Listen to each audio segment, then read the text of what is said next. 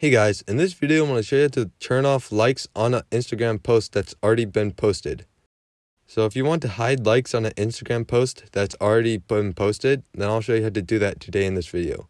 So first things first, open Instagram. And once you go to it, go to your profile page and find the post that you want to turn off the likes on. So I'll choose this random post I posted for another video right here.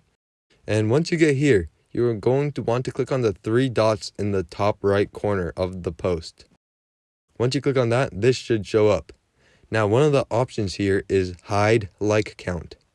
If you click on that, then you'll be able to hide the like count on the post. And that's how you do it. If you want to turn it back on, then you just click on the three dots again and then unhide like count. And that's how you do it. I hope this video was helpful. If it was, I'd really appreciate a like and subscribe. Leave any questions you have in the comment section below. I'll do my best to answer them, and I will see you guys next time.